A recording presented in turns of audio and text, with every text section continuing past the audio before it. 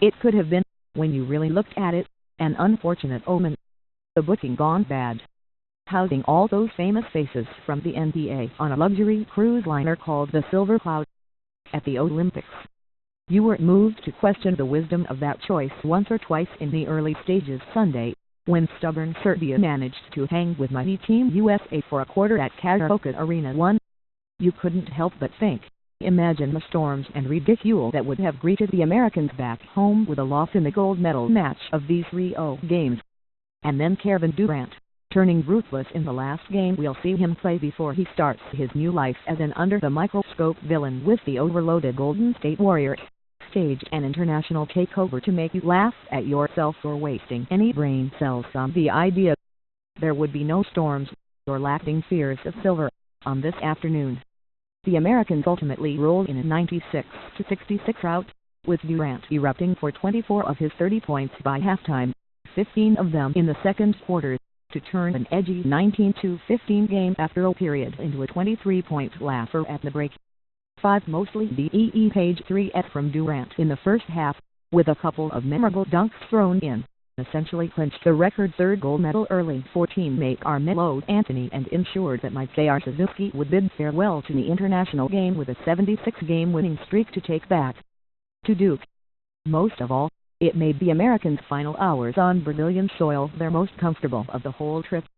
The second half was a predictable in-game party for the Americans, with Durant cleared to serve as head cheerleader at the end and the lead stretching as high as 41 points, all of which banished the memories of those nervous 3 single-digit victories in their first 7 games here. "We were just going into the locker room," Durant said the other day, reflecting on Serbia's near upset of the tournament's overwhelming favorites in group play on August 12. "Not because we wanted to blow every team out. Just because we didn't play well at all. But now I'm just like, hey, man, if we lose this game, we lose it. If we win it, then great, we move on. That helps me. It may not help other players, but it helps me. I've just embraced who I am as a basketball player." He truly couldn't have looked more comfortable in his last act on the Rio stage. A summer that began with U.S. players loathing the molten brown and white ball used in international play and struggling to adjust to the slightly shorter three-point line came to a close with Durant routinely squaring up from far beyond NBA range and hitting triple after triple. This one changed completely once Isaiah Suzuki put reserves Paul George, Kyle Lowry, Jimmy Butler and DeMarcus Cousins around Durant. The Serbs couldn't cope with their length and athleticism and pressure on the ball and watched helplessly as Durant sailed in for a slam and a 45-25 cushion when multiple defenders rushed out to try to crowd him on the perimeter.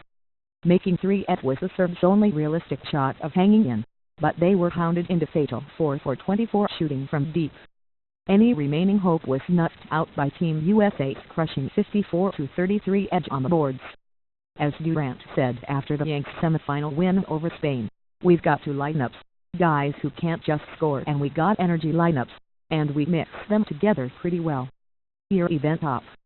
Win margin 2010 World Cup Brazil +2 2010 Exhibition Spain +1 2012 Olympics Lithuania +5 2012 Olympics Spain +7 2012 Exhibition Argentina +6 2016 Olympics Serbia +3 2016 Olympics France +3 2016 Olympics Spain +16 Energy doomed the runners-up this time, with Cousins 11 of his 13 points in the first half causing plenty of trouble himself while his Serbian boss, Sacramento Kings general manager Vlade Divac, watched helplessly from the stands. Anthony was scoreless in the first half and managed just 7 points in the finale, but it never mattered. The rout was on and allows Team USA to fly home Sunday with an average victory margin of 22.5 for the tournament. "We never said we was gonna run through everybody," Anthony told ESPN earlier in the tournament. "We never said that we was gonna win every game by 30 or 40. The games that we do, we do. The games that we don't, we don't." Serbia, truth be told, was surely fearful that would fall in the former category of routs, since many international teams quietly subscribe to the theory that, in tournaments such as these, you're only going to get one real shot to beat the Americans, no matter who they bring. That's why there were certifiable murmurs that Australia, after such a great start in Group A, was legitimately weighing the prospect of playing its NCAA limited minutes in the second half of its August 10th encounter with Team USA, believing that it might be better to save its supposed best for the potential rematch in the mid-A round. Turns out that the Aussies never got that second chance after getting unexpectedly smoked by Serbia in the semis, while Serbia went on to validate the theory by steadily fading away once Durant got hot, turning this into a virtual rerun of the 2014 FIBA World Cup final in Spain.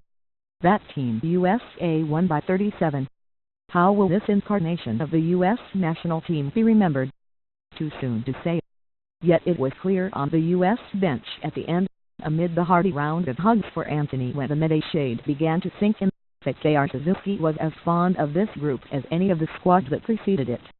"It's been the ultimate honor of my life in coaching," Coach K said this week, "and I've coached for 41 years.